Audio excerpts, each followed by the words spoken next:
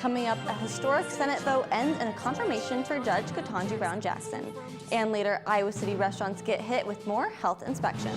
Baseball and softball host Big Ten rivals. I'll tell you more in sports. Are we seeing some April snow showers? I'll tell you more in weather. All that and more coming up on this Friday morning edition of DITV News. Don't go anywhere. DITV News starts right now.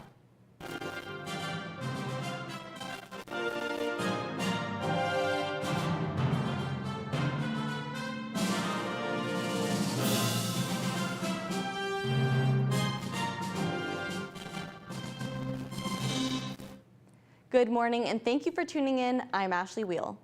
The United States Senate confirmed Judge Ketanji Brown Jackson to the Supreme Court yesterday. DITV politics reporter Lauren Johnson is live in the newsroom and has more on how the vote unfolded. Lauren, what does Judge Jackson's confirmation mean for the future of the court? Well, Ashley, Judge Jackson's confirmation is historic because she will serve as the first Black woman on the Supreme Court. She's expected to step into her role in June or July of this year after Justice Breyer retires. Her appointment will not change the current 6-3 conservative balance of the court. And what did the confirmation process look like? Judge Jackson was confirmed 53-47, with all 50 Democrats plus 3 Republicans in the Senate voting to confirm her. The confirmation hearings demonstrated the partisan nature of the Senate in recent years, as conservative Republican senators attempted to derail her confirmation through efforts to paint her as someone who is overly kind to criminals, and they were accused of behaving in a way that her supporters considered disrespectful to Judge Jackson. The partisan nature was apparent at the end of the confirmation vote yesterday as well, when Democratic senators celebrated Judge Jackson's confirmation and Republican senators left the chambers. Back to you, Ashley. Thanks, Lauren. And more money is making its way to students as the UI issues its last round of COVID relief funds. Over $10 million in federal funding was distributed to over 9,000 graduate and undergraduate students. The awards averaged $1,183 per recipient. Over 6,000 undergraduates received awards, as did over 2,000 graduate and professional students. 34% of the awardees were first-generation students.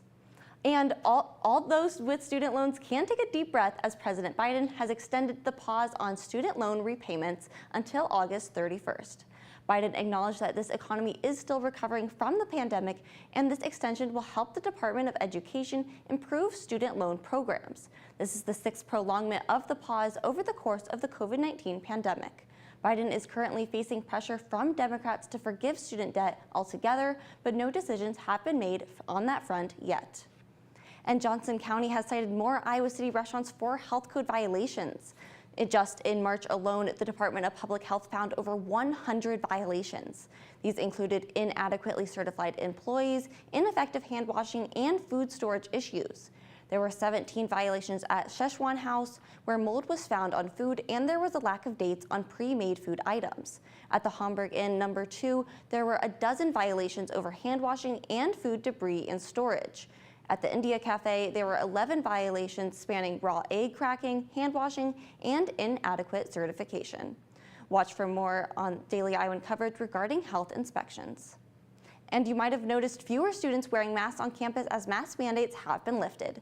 DITV reporter Abigail Curtin finds out from students their reasons for stopping this semester. As COVID-19 cases in Johnson County have dramatically fallen since the start of the year, many students are removing their masks in classroom spaces since the start of the pandemic in 2020. But if the teachers lax with the rules and no one seems to be having problems with it, most of us do not wear the mask in the classroom. Most University of Iowa students have said that they have stopped masking due to the lowered case numbers here in Johnson County, though some have said if case numbers were to continue to rise, they would put their masks back on.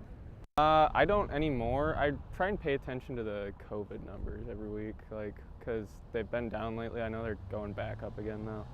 Johnson County boasts one of the highest vaccination rates in Iowa, with 74.3% of residents having received both doses of the vaccine, which is one reason why students feel more comfortable to unmask on campus.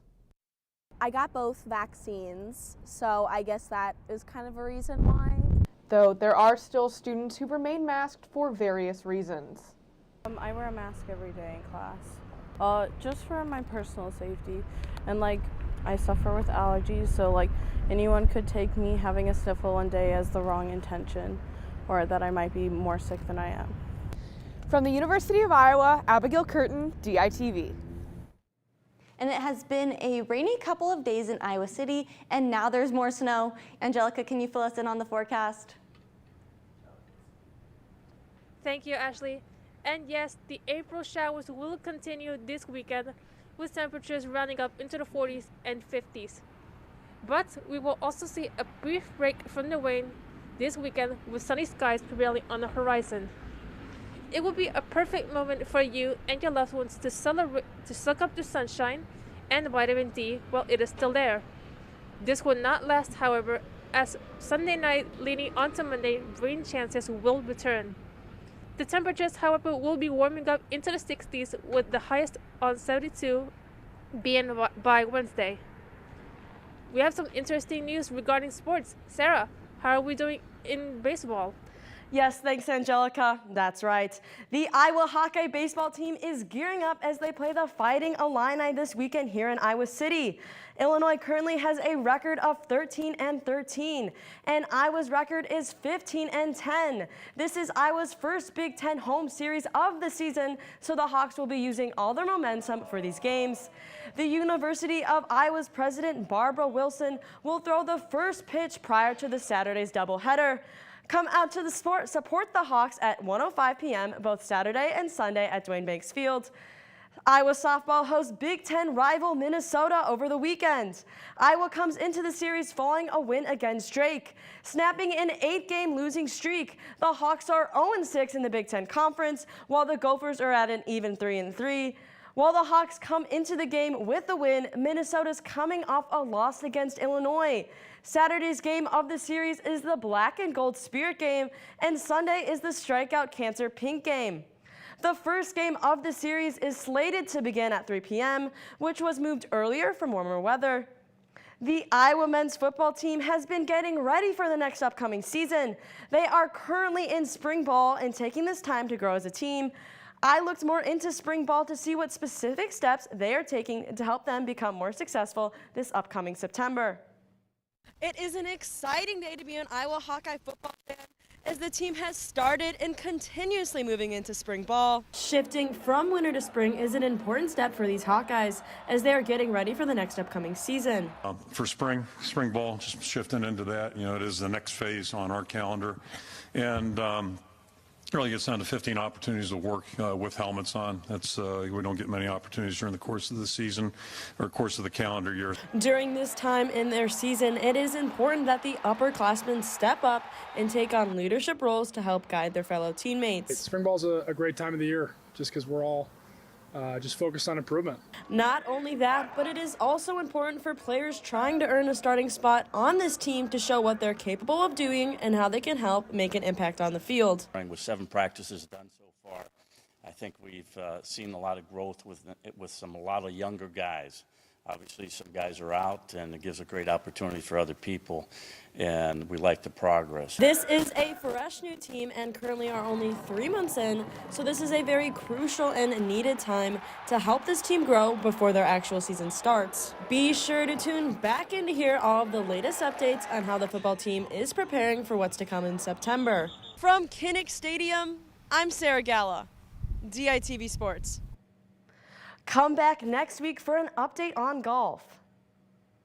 And now to wrap up today's newscast, let's meet our DITV Pet of the Week.